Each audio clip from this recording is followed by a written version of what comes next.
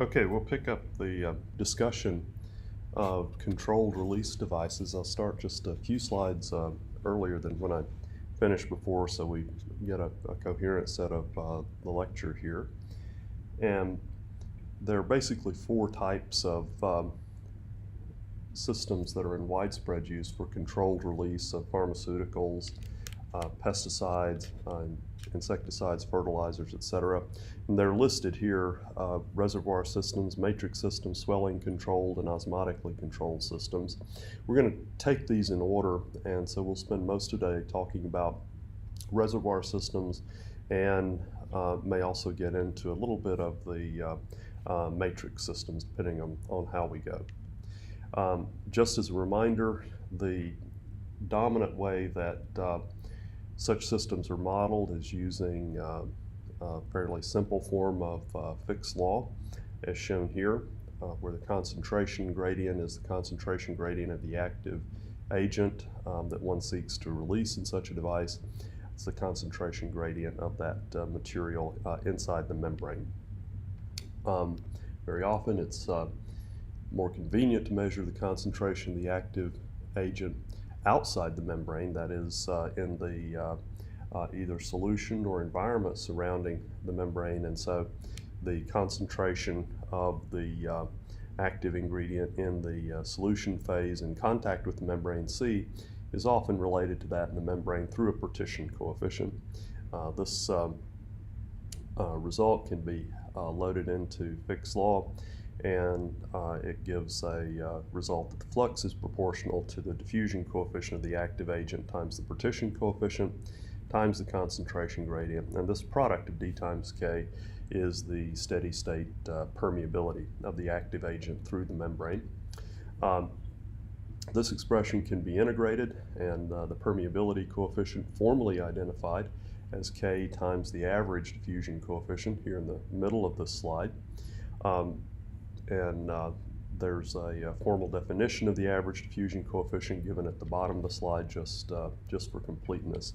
So the equation in the middle of the slide is one that we'll use often as we go about analyzing the performance of such devices.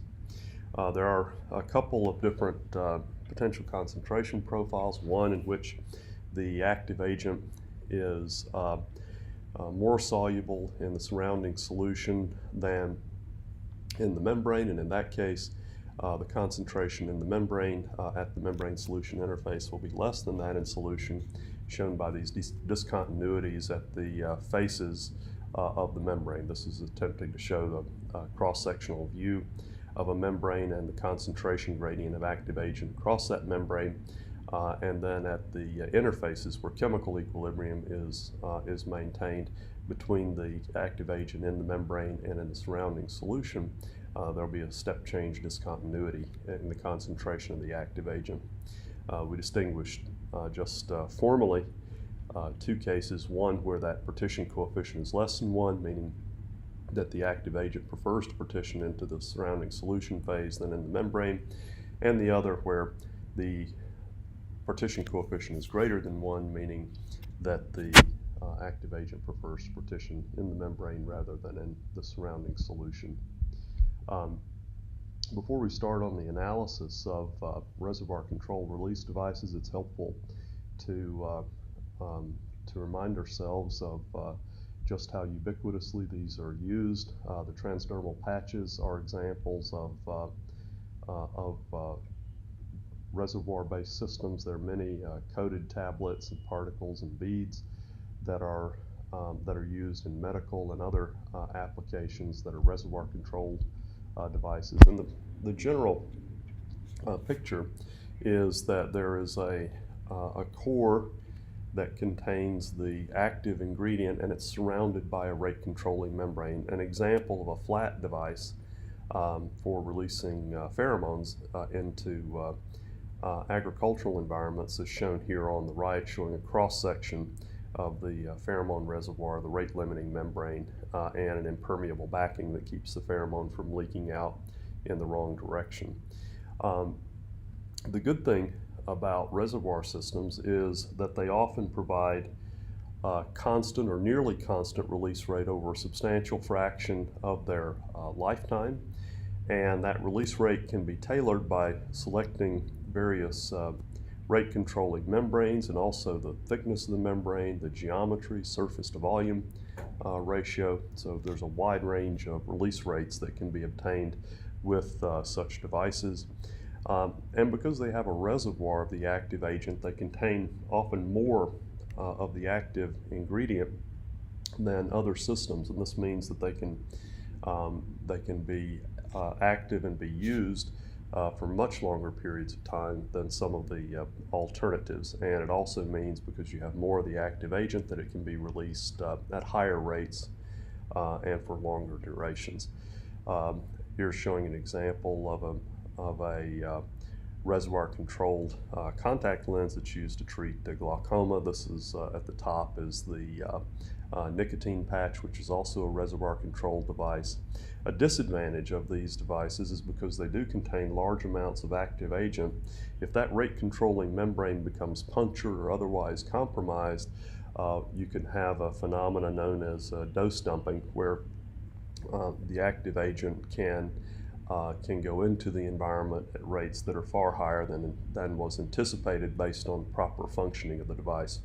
There have been, in some cases, very strong painkillers based on fentanyl and fentanyl patches that are used in late-stage cancer patients to deliver fentanyl at a prescribed dosage rate for long periods of time. There have been examples of fentanyl patches becoming compromised in their rate-controlling membrane, and people die as a result. And this has resulted in a substantial amount of litigation related to the safety of these pain control devices. So that's a drawback of these reservoir systems, but there are a number of advantages as well that are listed here. For a flat sheet release device like the nicotine patch or the pheromone releasing patch or the contact lens for glaucoma treatment, can be analyzed in the steady state using the equation that we just derived. The release rate, which we'll call dm/dt, and has units of micrograms per day, is just the flux times the area of the patch that's available for mass transfer. And so the release rate can be written as the area of the cross-sectional area of the device that's available for mass transfer, the permeability of the active agent through the membrane. That's just the product of the average diffusion coefficient and the partition coefficient, and the delta C, that is the concentration difference of the active agent inside the reservoir and in the fluid environment, or in the environment just next to the surface of the membrane. L is the thickness of the membrane. And so by varying either the material that's used for the membrane, so that you vary the diffusion coefficient or the partition coefficient, you can change the release rate. By varying the surface area of the device, the release rate can be changed. By changing the thickness, the release rate can be changed. And this gives one a variety of handles to use to tailor the release rate in such systems. If the diffusion coefficient is relatively constant and independent of release rate concentration, and the active agent as it is released into the environment around the device is swept away or otherwise removed from the surroundings of the device, then this concentration gradient becomes about equal to the concentration of active agent inside the reservoir, C sub S. That is, if C0 is negligibly small.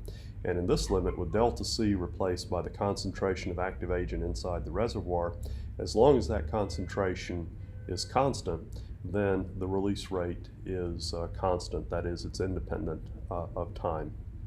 And this is often, CS is often maintained constant by either loading the reservoir with pure active agent or maintaining the active agent at saturation in a solution inside the reservoir. So for example, an active agent that might dissolve in a carrier in a reservoir, such as a liquid carrier, that active agent can be dissolved in the carrier, and then additional active agent can be added such that crystals of the active agent are formed inside the carrier, and as active agent is depleted from the carrier, additional active agent dissolves from the crystals that are in the active agent formulation in the reservoir, much the same way as you can take a glass of water and dissolve salt in it, and if you continue to add salt to that mixture, eventually a point will come where the water can't hold any more salt, and any additional salt accumulates at the as a solid crystals in the solution. Under those circumstances, if you're removing salt, say by diffusion through an ion exchange membrane, any salt that's removed from the liquid phase is replaced by salt that dissolves from the crystals that are in the system, and that acts to maintain the concentration of salt in the solution constant, at least until you run out of the salt crystals. So if the active agent concentration, on the other hand, is less than its saturation value, which we'll call CS star, then the concentration that appears in the concentration gradient for the release kinetics will decrease with time, and it turns out that the release kinetics become first order in time rather than zero order. Zero order release kinetics means that dmt dt is equal to zero. That is, that the rate at which, dmt dt is equal to a constant. That is, the rate of mass release with time is just a constant value. That's called zero order release. And first order release, the rate of release, dmt dt, decreases over time. And you can figure this out by figure out the mathematical course of that release by doing a mass balance on the reservoir system, and assuming that at time equals zero, the concentration of active ingredient inside the reservoir is CS star, which again is less, is at the saturation value. The reservoir volume is V, and the surface area is A, and then a transient mass balance on the amount of active agent in this reservoir would say that the time rate of change of the concentration of active agent in the reservoir, which is just the volume of the reservoir times the change in the concentration of active agent with time, that the time rate of change of active agent is just minus the flux of active agent through the wall of this release device times the area. So this basically says that the only way that active agent is lost from this device is via permeation across the rate controlling membrane. We have an expression already for the flux through that rate controlling membrane. It's just the average diffusion coefficient times the partition coefficient, or the permeability coefficient, divided by thickness, times the concentration of active agent in the reservoir. And again, this assumes that outside the device, the active agent, once it goes through the membrane, is swept away from the device, and so the concentration of active agent outside the device is equal to zero. Otherwise, CS has to be replaced by delta C. This equation can be integrated using the boundary condition that at t equal to zero, the concentration of active agent starts out at its saturation value, and the boxed expression at the bottom of the page gives the time course of the concentration of active agent inside the reservoir, and you can see that it depends on the permeability and thickness of the membrane, and depends upon surface to volume ratio. is probably not surprising that surface to volume ratio appears in this expression. It's often a critically important phenomena or parameter that governs the behavior of mass transport and indeed heat transport in a variety of systems. Using this expression for the concentration of active agent in the reservoir as a function of time, this can be put back into the release rate expression as shown here, and the release rate can be calculated rather directly to give the expression shown at the bottom of the page. And you can see that the release rate now is first order in time. That is, the release rate decreases exponentially over time, and the rate at which it decreases depends on the rate of decrease of the concentration of active agent in the release device, and that depends on the surface to volume ratio, permeability of the active agent through the rate controlling membrane, and the thickness of the membrane. And so this gives an expression essentially for the release kinetics of a reservoir-based device towards the end of its life. If you imagine such a device could have 3 phases in its life. We're going to talk about each of them individually. We've talked about the middle phase, that is where the active agent concentration in the reservoir is maintained constant by saturation of an active agent containing carrier solution, or by just using pure active agent in the reservoir. And then as that active agent runs out, in that phase of the release rate is constant, or so-called zero order release.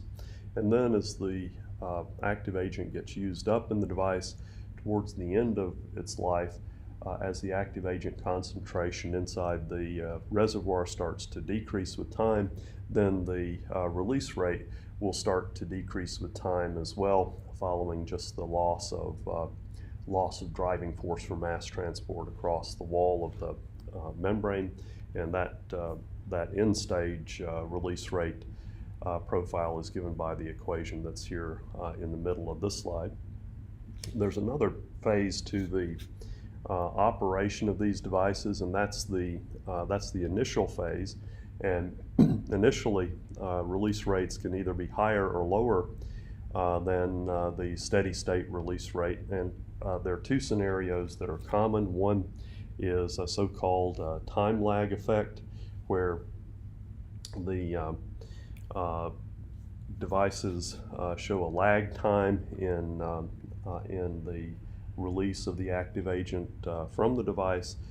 This is often observed in devices that are used shortly after manufacturing. And so the way these systems are often put together is a rate controlling membrane not containing any active agent is mounted to a reservoir or glued to a reservoir, and that reservoir is then filled with the active agent or a solution of the active agent. And so initially, the rate controlling membrane doesn't have any of the active agent in it. If this device is used at that time, then there'll be some lag time where the active agent is establishing a steady state concentration profile in the rate controlling membrane, and the release rate of the active agent will start at 0, and as time goes on will gradually approach a steady value, which is the steady state release rate.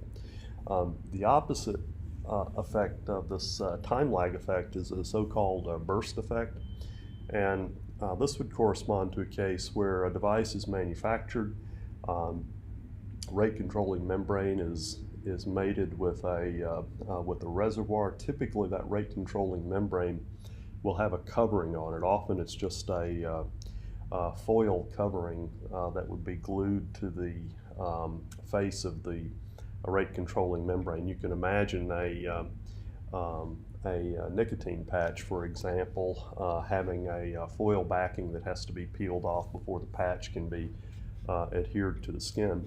And while that device is sitting on the shelf after it's been manufactured but before it's being used, active agent can diffuse into the rate controlling membrane, but because there is a barrier layer of foil on the other side of the rate controlling membrane, the active agent can't diffuse or permeate out of the device, and so it accumulates in the rate controlling membrane. And over a long enough period of time, the active agent will just partition to equilibrium between the concentration of active agent in the reservoir and the concentration of active agent in the membrane. Now, when the release liner or the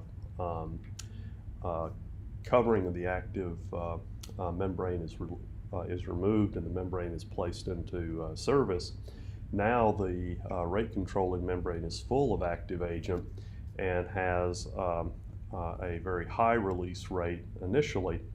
And as the active agent is depleted from the layers of the membrane that are in closest proximity to the skin or the environment where the release is occurring, then the concentration in the membrane at those points gradually decreases and the steady state concentration profile is set up and the release rate comes down to the steady state release rate. And this is called a burst effect. To see these in graphical form, the fractional or the amount of material released is plotted versus time. And for a membrane that is initially not saturated with active agent, there can be a time lag before an approach to a steady state release or first order release. And for a membrane where the membrane is initially saturated with active agent when it's first placed into service, there can be a burst effect. Remember that the release rate is the derivative of this plot, the derivative of the amount of material released at a given time. We'll define, and I'll show you where this comes from mathematically in a moment, so-called time lag. It's a bit hard to see on this graph, on this slide, but the time lag is the square of the thickness of the membrane divided by 6 times the average diffusion coefficient. And steady state delivery, that is out in this region, occurs after about t equal 3 times the time lag, or t equals 3 theta. This is now showing the relative release rate.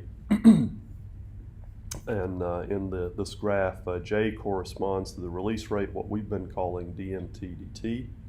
And J infinity is the release rate at steady state, or we would often say pseudo steady state, because with a reservoir device, it can never operate forever at steady state. Eventually, the release rate has to decrease and go to 0 as the device is exhausted. And so what's being plotted here is the relative release rate as a function of time for 2 scenarios. One, the lower one, where the membrane is initially devoid of any active agent. And so in this case, there's a time lag as the release rate comes up to and eventually approaches steady state release. And the other where the membrane is initially saturated with the active agent, and here the release rate is higher initially than the steady state value given by 1.0 on this graph, and that release rate gradually comes down. What's shown with the arrows are various values of the time lag. The time lag defined as theta on the previous slide is L squared over 6 times D. And so this first point corresponds to 1 time lag, the second one is 2 time lags, and as you can see, by the time you get out to 3 time lags, then the system is operating basically at steady state. And this is a picture from, or a figure from Baker's book on controlled release of biologically active agents. This is the book that I told you is very useful. It's very clearly written discussion of these phenomena, and I highly recommend it for further information on controlled release devices and technology and the mathematical analysis of them. It's really quite remarkably well done. Examples of burst release from practical devices. This is showing the release of a synthetic progesterone for treatment of hormonal imbalances, and in this case for breast cancer. The structure of the molecule is shown here, and it's being released from a reservoir device. And what's being shown is for various geometries of the device. These are polydimethyl siloxane capsules of varying lengths. The longer the length of the capsule, the higher the overall release rate. And you can see initially that there is a much higher rate of release of this drug than there would be later on. And these release rates are in days.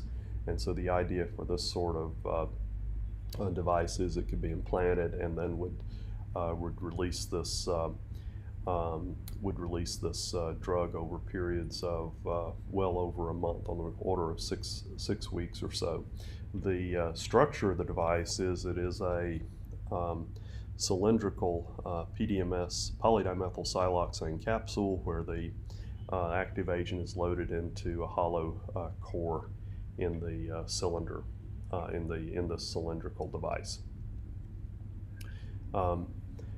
Here's another example of burst type kinetics in the release of testosterone from a similar type rubber, essentially rubber tube.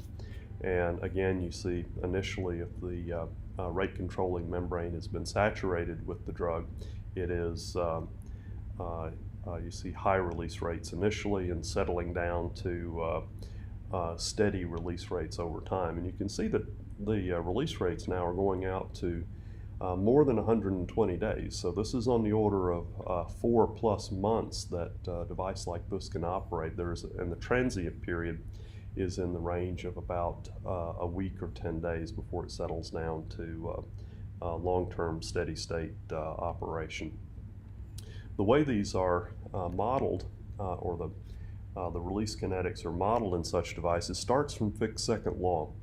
I showed earlier in this presentation the use of Fick's first law to capture the steady state or pseudo-steady state behavior of the release kinetics, that is the zero-order release kinetics. And now we can look in a bit more detail to model the burst effect and the time lag effect. And so we want to think about a polymer membrane that initially has a uniform concentration of the active agent. We'll call it C sub m0. And at time t equals 0, the concentration of the active agent at x equals 0, which is going to be the side of the membrane that faces the reservoir, is Cm1. And at x equal to L, that's the side of the membrane facing the outside world. That concentration is Cm2. If the active agent diffusion through the membrane follows Fick's second law, as shown here, where Cm is the concentration of active agent in the membrane, then you can show from Crank's book on solution of this partial differential equation in planar geometry. You can show that the concentration of the active agent at any point in time is given by the equation that is shown here, and we'll break it up into two pieces. One is this first term is essentially the delta C between the concentration of active agent at the downstream side of the membrane and that at the upstream side of the membrane times X over L. That would be the steady state part of the concentration profile.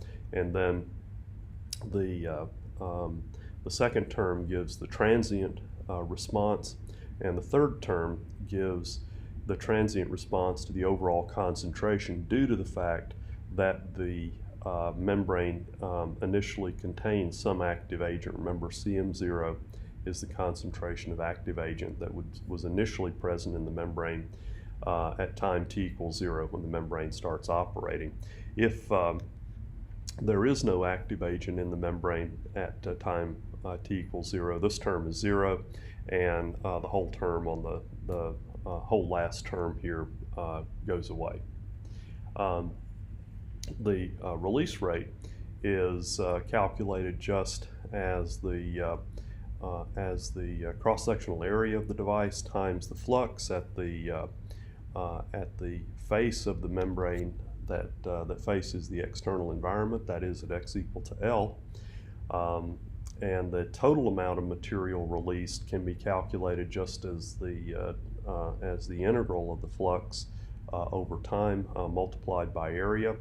The flux can be replaced by Fick's law, which is d times dc dx, evaluated at X equal to L. And we have an expression for the concentration as a function of X in time, and so we can use that to evaluate this derivative at X equal to L and carry out the integration to calculate the total amount of material released, and in fact then the release rate. And so that's been done here. At the end, the amount of material released per unit area is equal to a sum of 3 terms. This first term would be a steady state release after all transient profiles are over, and it would just say that the release amount of material released per unit area is just the diffusion coefficient times the concentration gradient divided by L times time. Could not be simpler. This would be the integrated form of Fick's first law, just saying that the amount of material released increases steadily and without bound with time, with no time dependence at all. The second term gives the time dependence of the amount of material released, and the third term adds an additional component of that time dependence in the case where the membrane has some active agent in it initially. So for example, if CM0 is not equal to 0, this is where the burst effect comes from, and if CM0 is equal to 0, then the lack of this term brings about the essentially the time lag that's observed in the experimental data. And so we get the time lag expression from the general expression by setting CM0 equal to 0. It's also typical that the concentration inside the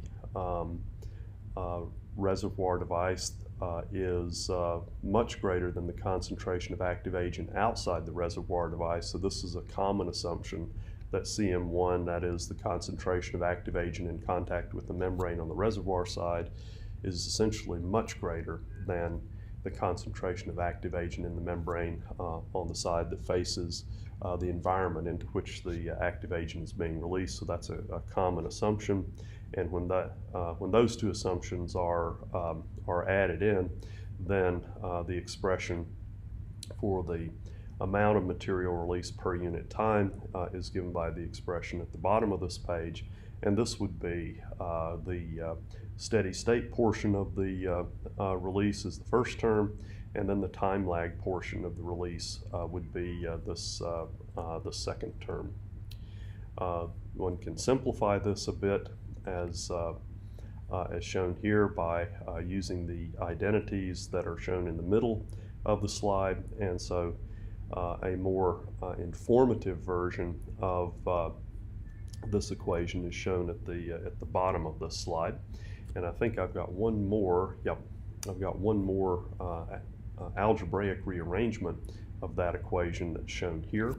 And essentially it shows that the amount of material released depends upon the diffusion coefficient, the concentration of active agent in the membrane on the reservoir side, the thickness, area, and this term T minus L squared over 6D. And I defined earlier the time lag as L squared over 6D, and you can see how that falls naturally out of the analysis of the underlying differential equation.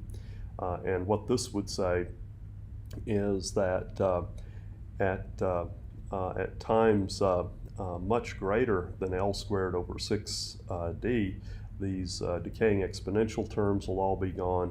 T will be much greater than L squared over 6D, and the amount of material released will just be increasing steadily with time, or the release rate, that is dmt dt, will just be constant, giving zero order release. And so we simplify this expression for the time when we're past the transient piece where the exponential terms don't contribute anymore, and the long time solution for the amount of material released is given by this expression. And if you recall, I drew that line in here, and I show that extrapolation back to the time axis where t is equal to theta. That's exactly the form of the expression that is that's shown in the middle of this page. And again, the time lag theta is defined as L squared divided by 6D, and you can work out that by the time t is about 3 times theta, that would mean t is about L squared over 2D, that these terms have largely gone away and the release is at steady state. Yeah, there we go.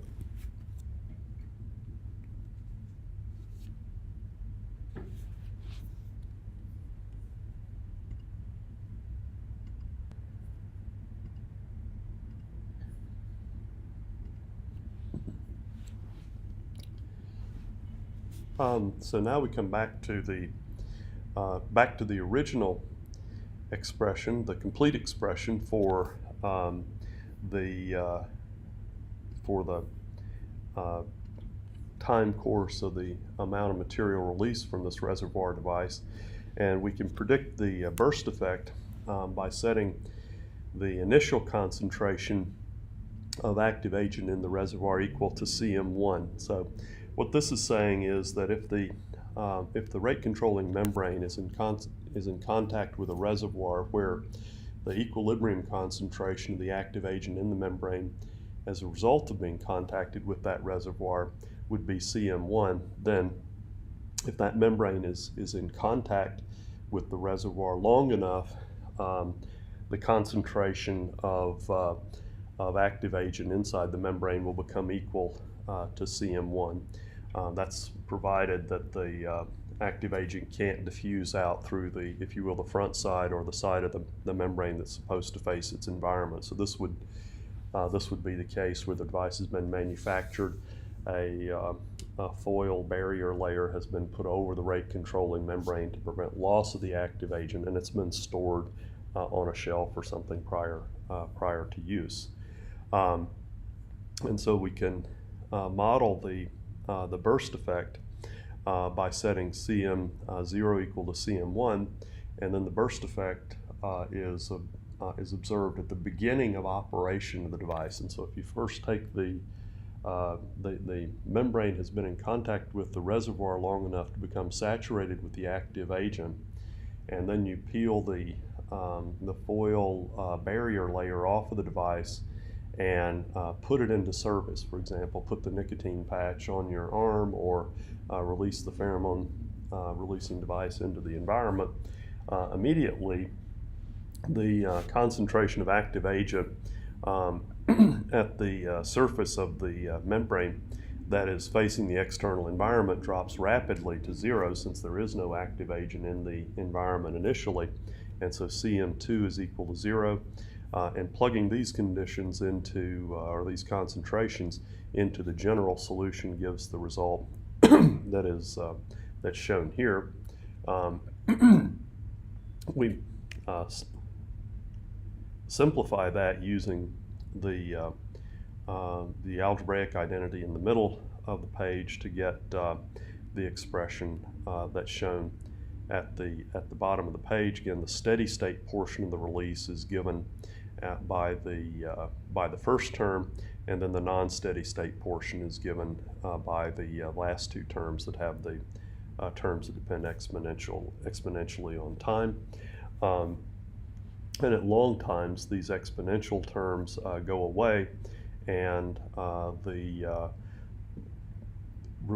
amount of material released approaches the result that's shown here at the bottom of the page.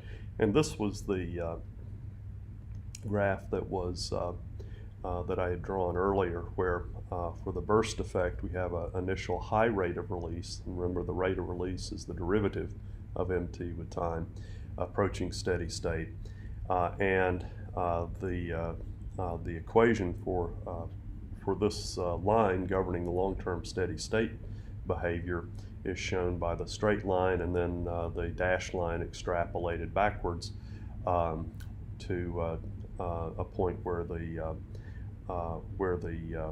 mt goes to crosses the x-axis at a time equal to minus 2 theta. And so these burst effects are common when devices are stored for sufficiently long that the membrane becomes saturated with the active agent. And it's a concern if the rate of release during the burst period is in a window that could be toxic to a person, for example. And so these types of phenomena are modeled and controlled to be sure that the device is safe to operate during its entire lifetime. And so again, I'll show this picture now that we've been through the modeling of the relative release rates during time lag and burst effects, and showing how those effects dissipate, and after about 3 time lags such a device is operating very close to steady state. Putting all of this together and summarizing how a reservoir system operates at early times, depending upon whether the rate controlling membrane is saturated with the active agent or not, one can see a burst effect or this time lag effect in the release rate, followed after about 3 times the time lag with a steady state or zero order release rate. And then as the device becomes exhausted of the active agent in the reservoir, there is a gradual first order reduction in the release rate. And what's often done in these devices is they are set up using membrane thickness, area, volume of the reservoir, such that these time periods, the burst effect or time lag effect and the depletion effect, are as short as possible, and that the steady state release is as long as possible. And in some controlled delivery applications, like birth control applications, these devices can operate for months or even years at steady state or very near steady state. I showed earlier some data from release of hormones, synthetic progesterone and testosterone, from cylindrical silicone rubber type controlled release devices, and the mathematical analysis that we just went through was for a flat sheet membrane. This is what you might find on a nicotine patch or in that scopolamine delivery contact lens, or in the pheromone releasing device that's used in agriculture. However, there are cases where the cylindrical devices and spherical devices are used, and the analysis that we've just walked through is equally applicable to those as well. One can redo that analysis based on cylindrical coordinates, for example, where a hollow cylinder would have a drug reservoir in the center of the cylinder, and then would gradually release that drug through the walls of the cylinder. Typically, these devices would be set up so that they're much longer than they are in diameter, and so the vast majority of the release occurs through the wall of the device, that is, in the radial direction. So we can derive an expression for the release rate at steady state that's shown at the bottom of page 57. It will look quite a bit like the equation we derived for planar coordinates, except now modified by the fact that we're in cylindrical geometry. An example of a spherical controlled release rate device is shown here. And so these spherical particles can be made by phase inversion processes that leaves porous interior of the sphere, and then a thin rate controlling membrane on the outside of the sphere. The active ingredient can be imbibed into the sphere, and then these can be used in the environment. This is an example of one that's used for pheromones to control insects that are bad for cotton. And so in the spherical device, again, the geometry enforces some changes in the details for how the mass transfer is analyzed, but we get to the steady state analysis in much the same way as we did for the planar case or the cylindrical case, so I won't belabor the mathematics on that. It is also not unusual that even in planar type geometries like this scopolamine patch, that the rate controlling membranes are often porous. They're not necessarily non-porous membranes where the rate of transport through the membrane is governed by the solubility and diffusion of the active agent through the membrane. And an example of that is this scopolamine patch that was developed by Alza Corporation. And here, the rate controlling membrane, the way to picture it is as a microporous membrane with pores that go completely through the membrane. So something like what we would call an ultrafiltration membrane for water purification. And then the active agent is dissolved in an oil that typically something like mineral oil that is non-toxic. So the active agent is dissolved in an oil and then impregnated into the pores in the membrane, and so the active agent is diffusing from a reservoir of mineral oil that contains the active agent sitting behind this rate controlling membrane, diffusing through the pores of the membrane, and the diffusion coefficient is given by the diffusion coefficient of the active agent through the liquid in the pores of the membrane, and the partition coefficient likewise is the partition coefficient of the active agent between the liquid and the pores and whatever the liquid is in the suspending medium in the core of the device. Often, if that suspending medium is the same sort of mineral oil, then this partition coefficient would simply be 1.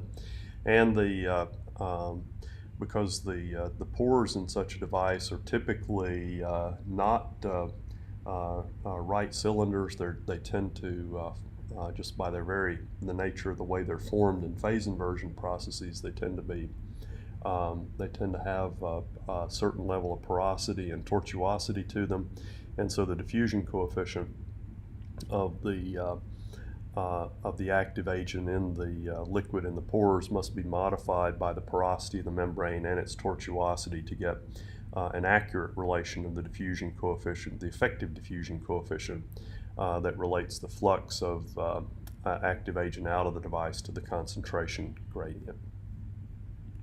We're now going to turn away from reservoir controlled devices towards towards matrix or so-called monolithic controlled release devices, and these now, instead of having the active agent dissolved or suspended in a reservoir that's contiguous to a rate controlling membrane, now the active agent is actually dissolved or dispersed throughout the polymer. So the polymer membrane acts as the vehicle to hold and then release the active agent.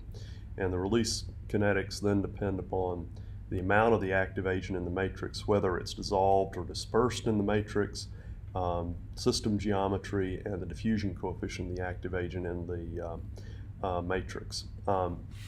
This is a very well-known set of devices, and the release rates often decrease with time as the path length for diffusion increases as the active agent near the membrane surface is released and depleted, and that in the interior has to diffuse further to be released.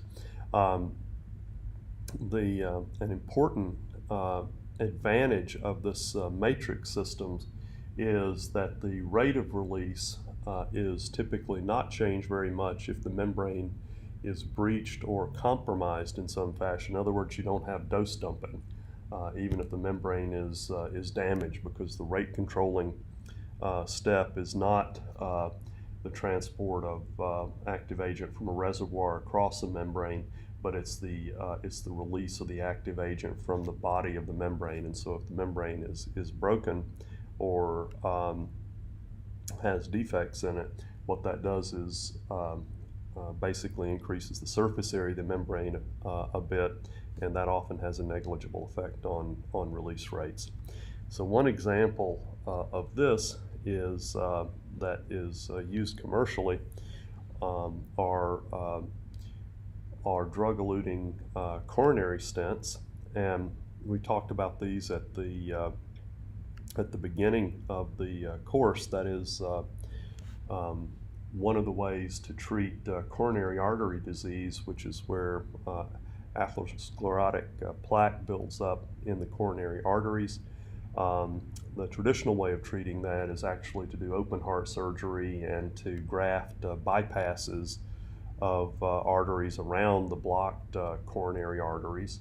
A later treatment that was not nearly as invasive was so-called balloon angioplasty, to run a balloon on a wire up to the region of the coronary artery that was blocked, expand that balloon to press the plaque against the wall of the artery to open it back up. However, a disadvantage is that the arteries often close back up relatively quickly once the balloon was taken out of place. A further development was the use of metal stents on these balloons that were used in balloon angioplasty, and so a guide wire would be advanced to the side of the plaque with a metal stent over the balloon, and when the balloon is expanded, it leaves the stent inside the artery forever, basically keeping the plaque pressed against the wall of the artery. An example of that is shown in the upper left-hand corner. And a disadvantage of that approach is that when the stent is pressed into place, it often creates damage to the coronary artery wall in the form of tiny fissures or essentially cuts. The body responds with a healing response, which can be overly aggressive inside these arteries. It's not a place that the body is used to being cut. It's not like your finger or some external portion of the body where the healing response is tuned to expect there to be cuts and scab formation and stuff like this. And in these cases, the healing response of the body can actually grow new cells through the walls of these stents and close the artery back up in a process known as restenosis. And so what's been done more recently is that these stents are coated with polymers, and the polymers are loaded with drugs. In the case of the one we'll talk about today, the drug is paclitaxel. It is a very potent cancer treatment drug, and it's an anti-proliferative drug. That is, it stops cells from dividing. And one would want to keep this drug in the vicinity of the point where the damage to the damage to the artery wall was done. And what's shown in this upper micrograph is the polymer-coated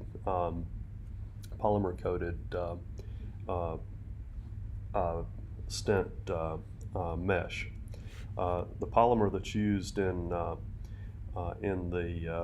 Taxus stent, which is a Boston Scientific stent, is a block copolymer, and I know several members of our class are specialized in making block copolymers, and so this is an application where block copolymers are uniquely suited for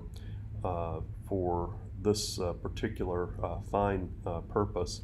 And the reason for having a block copolymer is to have a material that can act as a matrix to hold the paclitaxel, the drug, and also has the ability to have sufficient mechanical stretchability that when this stent is expanded inside the artery wall, that the polymer coating won't crack or flake off into the bloodstream, which can lead to thrombosis and other bad effects. This is showing some more images of the coating of the block copolymer along with the paclitaxel on the coronary artery stent.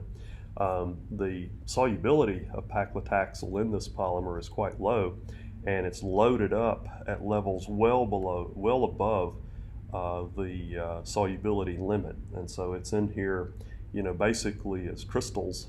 There's some paclitaxel dissolved in the polymer, but it's also in here as just crystals of paclitaxel held into the polymer matrix. You can't see that in these images because the scale is not high enough.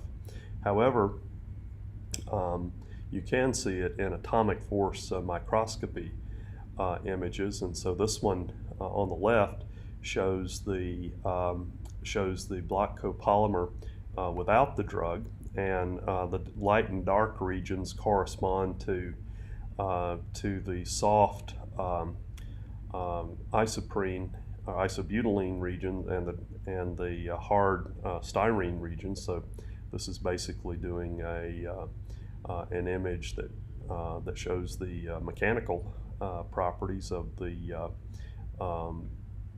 block copolymer by atomic force microscopy. Once the drug is added to the matrix, you can see that it's largely dispersed in the form of particles inside the matrix, and then after exposure to a mixture of phosphate buffered saline and a surfactant, Team-20, that is a mixture that will solubilize the paclitaxel.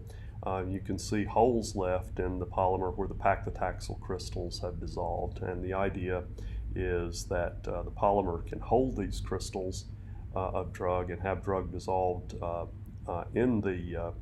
low levels inside the polymer matrix, and then at the appropriate time release it into the body. This is a test in the laboratory just showing release. It's not results of stents that have been used in the body by any means.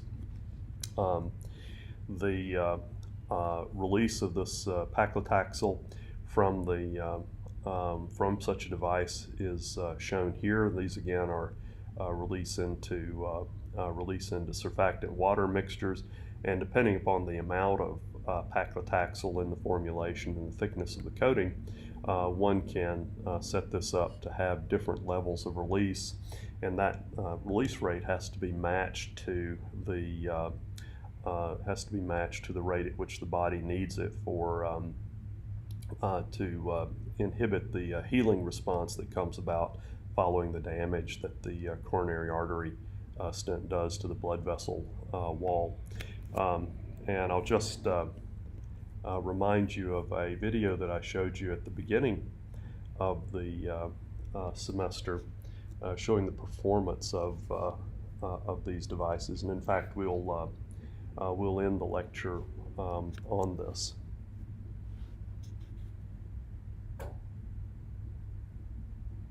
And so this is showing the coronary artery stent with the atherosclerotic blockage. The balloon holding the stent is put into place, and the guy wire is removed, and the paclitaxel begins to be released. Because the paclitaxel is highly hydrophobic and the lipid wall of the blood vessel is highly hydrophobic, the paclitaxel is released primarily into the wall of the coronary artery. The blood is very hydrophilic, and so the paclitaxel is largely not released into the surrounding bloodstream, where it would enter systemic circulation and could potentially have unintended consequences elsewhere in the body. And you can see the animation of the little cracks that have been brought about as a result of pressing the stent and the plaque up against the artery wall. And the idea is that the release of this slow release of this drug over periods of months really suppresses the inflammatory response and slows down to a negligible degree the body's attempt to rebuild smooth muscle, or basically to go about the healing response that it would normally do on its own.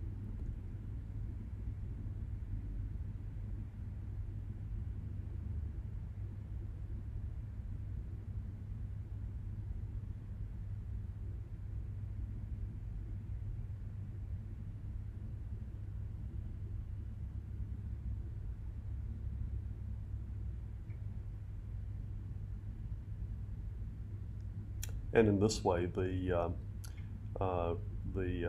body's healing response to the stent is limited, so that you don't get the restenosis that causes ingrowth and then failure of this device. Because once the artery is reblocked through restenosis, then further options are limited, and you may wind back up with the open heart surgery option.